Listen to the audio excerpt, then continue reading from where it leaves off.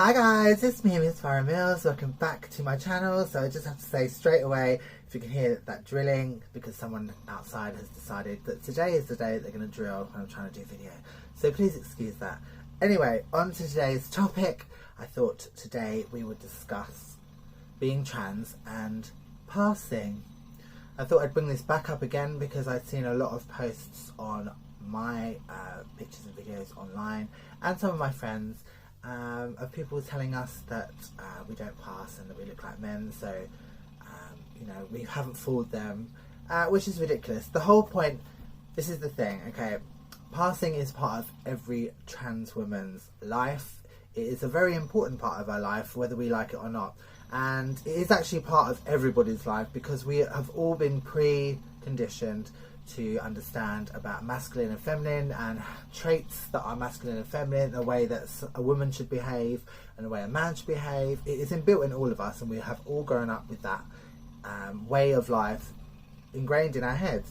So we all have that in our heads. But then when you're trans, it is so important for you to be able to pass, because it is, one, it could save your life, and secondly, it is inbuilt in us to believe that the more female we look, the more cisgender that we look, the more successful we are as a woman.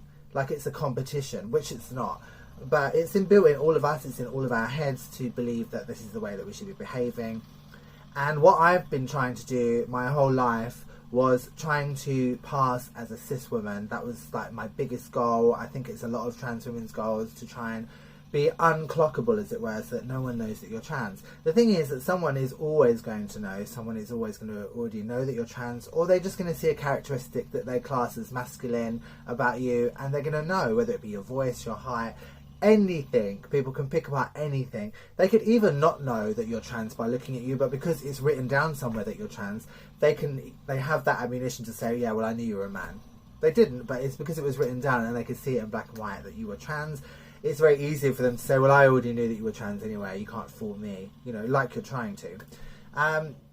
So what I've been trying to do as I've got older as a trans woman is to accept being trans, accept the fact that I'm not a cisgender woman, and I never will be, and that's fine. I can be happy as a trans woman and be proud as a trans woman, which I am.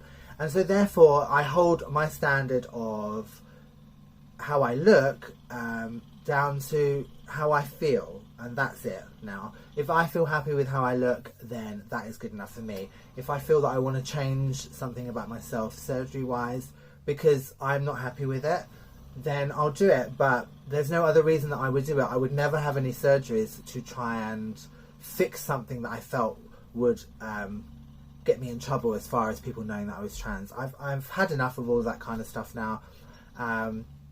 I just don't see the point, because I'm striving to be somebody that other people want me to be.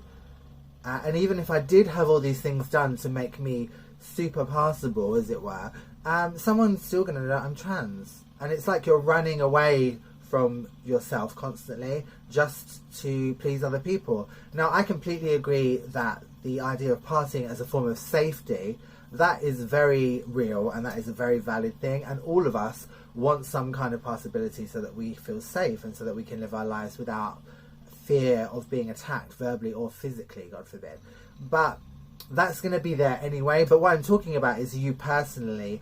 If you're able to find a way of coming to terms with your transness, even once you get through your gender dysphoria, I know that part, I think that's what drives most of that, is the gender dysphoria and the feeling of not being feminine enough for yourself. I get that.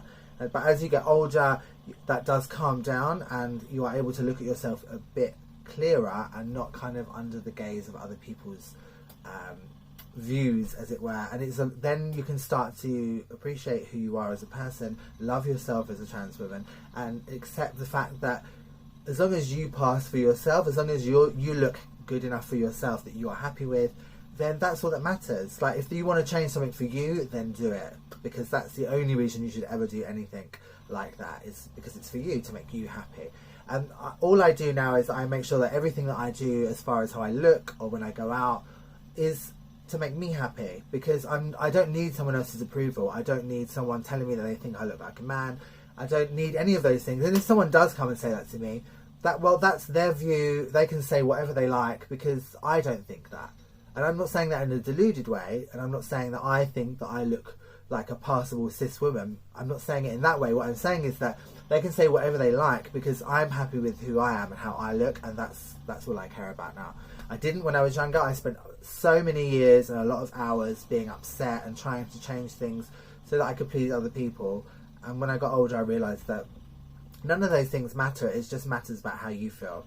Because at the end of the day, you're the person who has to live with you. And as long as you're happy with you, nothing anyone else can say is a problem anyway. And the only reason people ever say comments like, oh, I knew you were a man, or you could tell because of this or that, the only reason they're saying any of those things is usually because there's something about you that they are jealous about or that they don't like, and they just want to find something that they think is going to hurt you. And as soon as you clear those feelings to yourself about how you feel about yourself, then those words don't mean anything. It doesn't matter. So, just think about that. Stop trying to, carry on trying to pass for safety-wise, because that's really important. I'm not saying that you should stop doing that, because even I behave in that way as well, to make sure that I am passing to a certain degree of safety when I'm out in public. That's really important. But stop trying to please other people with how you look. That is the most important thing I can say today, and that is how I feel about passing these days, is that as long as you pass for you, then it doesn't really matter what another trans woman says, what another member of the public says, and especially people who are not part of the trans community telling you how you should look and how you should be behaving. That has none of their business, and you should never listen to someone else trying to tell you that you're not trans enough or that you're not woman enough, because it has nothing to do with how you look. It's all about what's in your head. I really hope that helps some of you today. That was my video of today. Have a wonderful day, everyone. Lots of love, and I'll see you all in the next video. Lots of love.